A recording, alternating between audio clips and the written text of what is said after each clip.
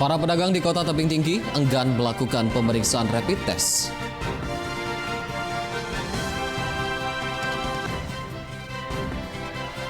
Seorang nenek digugat oleh 3 orang anak kandungnya karena menjual tanah warisan.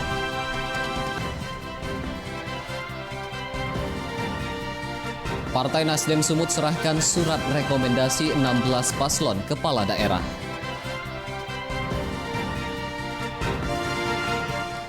Halo pemirsa, senang sekali kami dapat kembali hadir di hadapan Anda dalam program Wajah Sumut edisi Kamis 16 Juli 2020. Selain 3 berita utama tadi, kami juga telah menyiapkan informasi menarik lainnya selama 30 menit ke depan. Bersama saya, Dana Pangaribuan, inilah Wajah Sumut selengkapnya. Tim gugus tugas percepatan penanganan COVID-19 Kota Tebing Tinggi menggelar rapid test massal terhadap para pedagang. Meski demikian, sebagian besar pedagang enggan mengikuti rapid test gratis tersebut. Rapid test massal digelar di sejumlah pasar di Kota Tebing Tinggi, diantaranya Pasar Sakti, Pasar Kain, dan Pasar Gambir. Kegiatan ini merupakan kerjasama pemerintah Kota Tebing Tinggi dengan Rumah Sakit Universitas Sumatera Utara dan Perkumpulan Anak Tebing Tinggi Bersatu. Namun rapid test massal hanya diikuti sebagian kecil pedagang sehingga petugas terpaksa menjemput para pedagang di kiosnya agar menjalani pemeriksaan. Bahkan untuk menghindari rapid test, sebagian pedagang sengaja menutup kiosnya saat kegiatan rapid test berlangsung. Dari 3 pasar, petugas hanya dapat melakukan rapid test terhadap 300 pedagang dan 1 pedagang diantaranya dinyatakan reaktif COVID-19. Wali Kota Tebing Tinggi Umar Zunaidi Hasibuan mengatakan rapid test massal terhadap para pedagang dilakukan untuk memutus rantai penyebaran COVID-19 khususnya di lingkungan pasar. Berdasarkan data gugus tugas COVID-19 Sumatera Utara, jumlah kasus konfirmasi sudah mencapai 2.596 kasus, 10 diantaranya ditemukan di Kota Tebing Tinggi. Jadi kalau menurut saya, kalau kita katakan mungkin baru sekitar 40% yang ikut, barangkali 60% lagi perlu kita aktifkan untuk ikut itu. Tapi kita harus terus berupaya. Namanya juga kepada Tim gugus tugas COVID-19 Deli Serdang melaporkan seorang warga Kecamatan Pantai Labu yang sebelumnya meninggal dunia dengan status suspek terkonfirmasi positif COVID-19 berdasarkan uji swab PCR. Nelayan asal Pantai Labu dengan inisial RU berusia 77 tahun. Penderita meninggal dunia pada Rabu kemarin setelah menjalani perawatan di ruang isolasi di Rumah Sakit Umum Daerah atau RSUD Deli Serdang di Lubuk Pakam dengan status kasus suspek. Setelah dilakukan pemeriksaan uji swab, warga tersebut dinyatakan terkonfirmasi positif COVID-19. Jenazah nelayan asal Pantai Labu telah dikebumikan sesuai prosedur pemulasaran dan standar protokol penanganan jenazah pasien COVID-19 di Taman Pemakaman Umum di Desa Regemuk, Kecamatan Pantai Labu, Deli Serdang. Berdasarkan data tim gugus tugas percepatan penanganan COVID-19 Deli Serdang, kasus positif COVID-19 sudah mencapai 341 kasus. Kepala Dinas Pendidikan Kabupaten Serdang Bedagai bersama jajaran melakukan sosialisasi tentang adaptasi kebiasaan baru ke sejumlah sekolah di masa pandemi COVID-19. Sosialisasi adaptasi kebiasaan baru dipimpin Kepala Dinas Pendidikan Serdang Bedagai Johnny Walker Manik bersama staf Dinas Pendidikan yang mengunjungi sejumlah sekolah SD dan SMP saat pelaksanaan masa pengenalan lingkungan sekolah terhadap siswa baru di tahun ajaran baru 2020-2021. Menurut Johnny Walker, sejumlah sekolah sudah menjalankan protokol kesehatan seperti pengecekan suhu tubuh, wajib menggunakan masker, dan penyediaan fasilitas cuci tangan. Adapun sosialisasi ini dilakukan untuk mengetahui kesiapan sekolah menjelang tatanan kebiasaan baru sebelum proses belajar mengajar secara tatap muka kembali dibuka. Kita akan persiapkan untuk new normal. Makanya sekarang kita sosialisasi persiapan untuk new normal. Karena di sekolah-sekolah sudah punya fasilitas yang baik, ya fasilitas yang baik. Karena ini udah ada wastafel. Sementara perwakilan dan pimpinan pondok pesantren di Kabupaten Langkat mendatangi kantor DPRD setempat mengadukan tidak adanya bantuan yang diterima selama masa pandemi COVID-19. Kedatangan perwakilan pondok pesantren diterima oleh Komisi B DPRD Langkat, dihadiri pimpinan dari sejumlah instansi serta perwakilan dari Kementerian Agama. Dalam pertemuan, para guru pesantren mengadukan tidak adanya bantuan yang diberikan pemerintah selama masa pandemi COVID-19, sementara ratusan tenaga pengajar dari puluhan pondok pesantren di Langkat hingga kini tidak memiliki penghasilan karena ditutupnya kegiatan belajar mengajar. Mereka meminta Pemda mengizinkan proses belajar mengajar di dalam pesantren dengan aturan protokol kesehatan.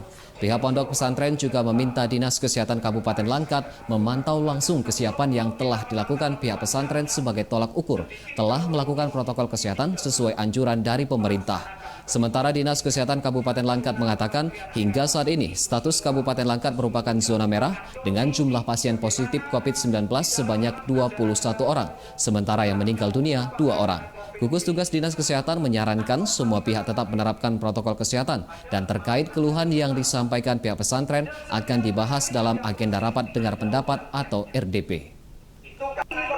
Kami minta perhatiannya kepada pemerintah daerah termasuk DPRD yang ada di Kabupaten Langkat ini yang selama ini bagaimana pondok pesantren itu belum tersentuh dan belum diperhatikan oleh pemerintah dan sebagainya. Ya kita mohon agar semenjak pasca. Pemirsa, sejenak akan hadir informasi mengenai seorang nenek digugat oleh 3 orang anak kandungnya karena menjual tanah warisan. Tetaplah bersama kami.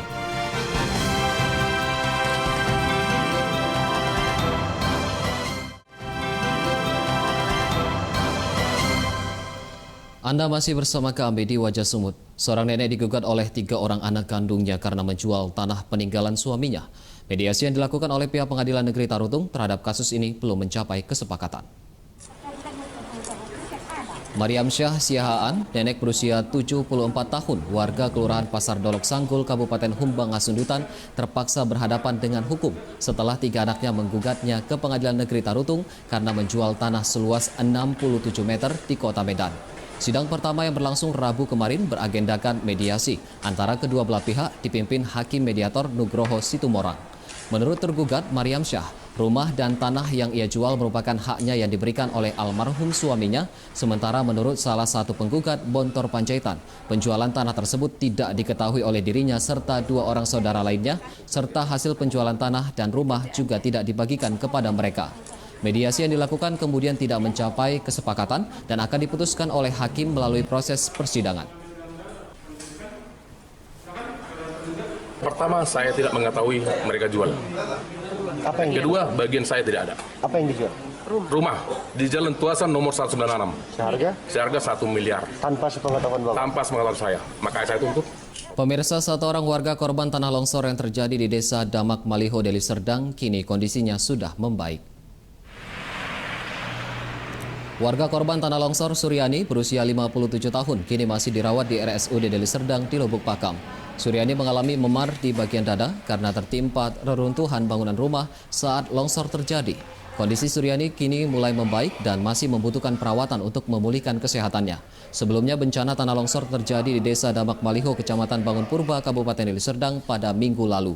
Dilaporkan 3 unit rumah mengalami rusak parah tertimpa material longsor, sementara pembersihan di lokasi longsor telah dilakukan pihak kepolisian dibantu warga.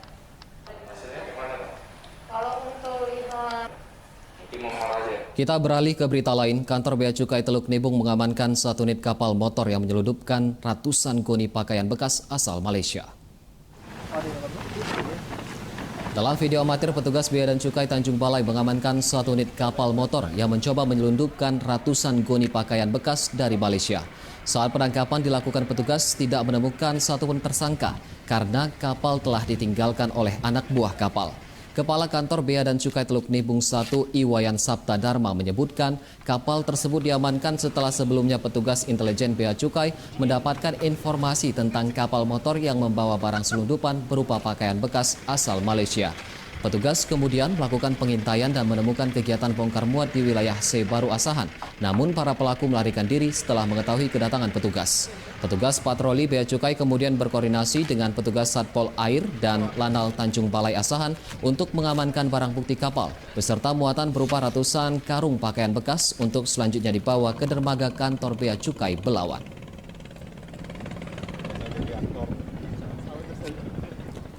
Bea Cukai Polonia Kota Medan menggerebek grosir penjual minuman keras diduga ilegal di Kota Lubuk Pakam, Deli Serdang. Ratusan botol miras berbagai merek disita petugas Bea Cukai.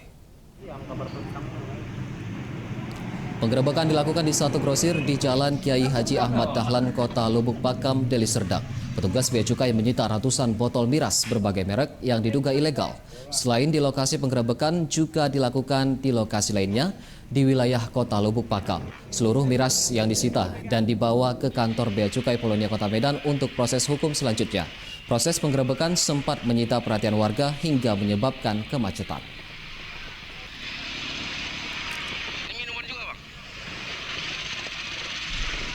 Sementara Direktorat Jenderal Bea dan Cukai Sumatera Utara memusnahkan sejumlah barang impor tanpa cukai dan selundupan hasil tangkapan selama tahun 2020 senilai 3,2 miliar dengan kerugian negara mencapai 2,2 miliar rupiah. Pemusnahan sejumlah barang selundupan dilakukan di halaman kantor pelayanan Bea Cukai tipe Madia Belawan di kawasan Jalan Anggada, Kecamatan Medan Belawan. Adapun barang bukti yang dimusnahkan diantaranya miras tanpa cukai sebanyak 141 botol, 2 juta lebih batang rokok, 37 bal pakaian bekas, makanan, dan obat-obatan. Barang bukti tersebut dimusnahkan dengan 2 cara, yakni dibakar dan dihancurkan. Kepala Kantor Direktorat Jenderal Bea dan Cukai Sumatera Utara mengatakan barang yang dimusnahkan merupakan hasil tangkapan selama tahun 2020 senilai 3,2 miliar dengan potensi kerugian negara mencapai 2,2 miliar rupiah. Perkiraan nilai barang sekitar 3,2 miliar dengan potensi kerugian negara sekitar 2,2 miliar untuk yang bisa dihitung. Kalau pakaian bekas kita nggak bisa hitung karena memang... Usai jeda kami akan kembali dengan informasi mengenai Partai Nasdem Sumut serahkan surat rekomendasi 16 paslon kepala daerah. Tetaplah bersama kami.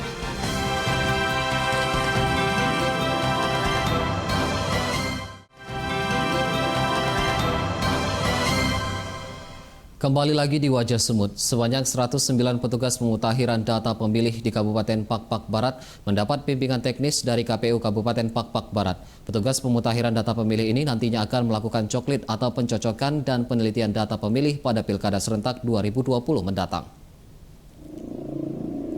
Bimbingan teknis diberikan kepada 109 orang petugas pemutahiran data pemilih, dilakukan kepada seluruh di tiap kecamatan di Kabupaten Pakpak Barat. Seperti di Kecamatan Pergenteng-Genteng Sengkut, bimbingan teknis digelar dengan mengacu pada protokol kesehatan COVID-19. Seluruh peserta yang mengikuti kegiatan diwajibkan menggunakan masker dan menjaga jarak. Di Kabupaten Pakpak Barat sendiri, 109 orang petugas pemutahiran data pemilih akan bertugas di 109 TPS di 8 kecamatan yang ada di Kabupaten Pakpak Barat. Nantinya, mereka akan bekerja dari rumah ke rumah guna mencocokkan identitas pemilih dengan dokumen model AKWK sesuai data pemilih di TPS masing-masing.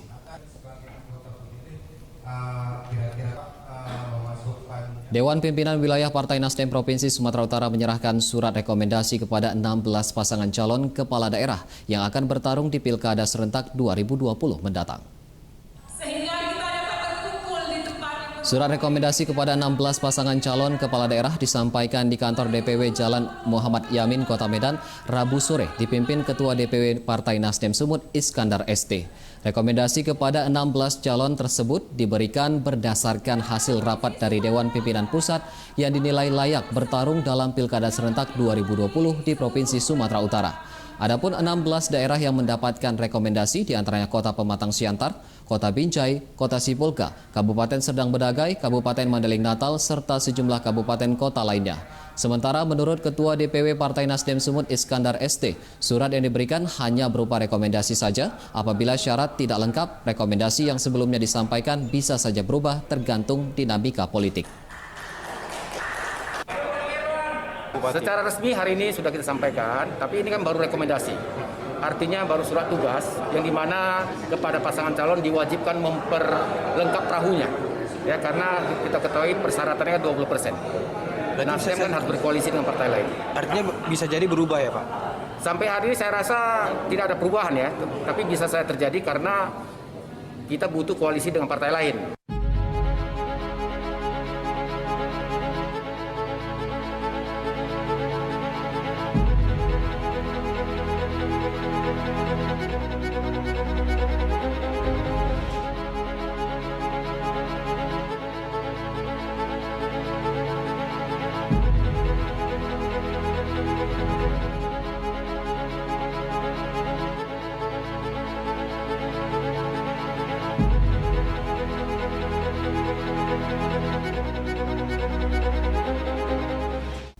Pemirsa, pihak Rutan Perempuan Kelas 2A Medan memanfaatkan keahlian menjahit tahanan perempuan untuk memproduksi masker secara mandiri untuk selanjutnya dijual secara daring hingga menghasilkan omset belasan juta rupiah. Seperti apa produksi masker dari tahanan Rutan Perempuan Kelas 2A Medan ini? Berikut liputannya untuk Anda. Informasi tersebut sekaligus menjadi penutup Wajah Sumut edisi hari ini dan sesaat lagi Anda akan menyaksikan dialog Sumut bersama saya. Di tengah pandemi COVID-19, pemerintah Indonesia menyarankan kita untuk senantiasa menggunakan masker guna mencegah penyebaran COVID-19. Lalu, bagaimana dengan teman-teman kita yang ada di lapas ataupun rutan? Nah, berbeda dengan Rutan Perempuan Kelas 2A Medan yang memproduksi masker serta APD secara mandiri. Saya akan mengajak Anda untuk melihat seperti apa sebenarnya produksi masker dan APD di Rutan Perempuan Kelas 2A Medan. Mari.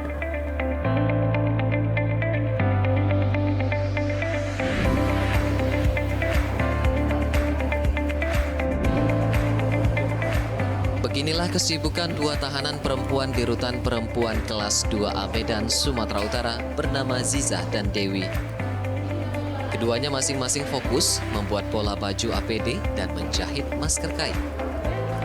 Pihak Rutan Perempuan Kelas 2A Medan memfasilitasi keahlian mereka saat mereka menunggu putusan hukum yang tengah dijalani.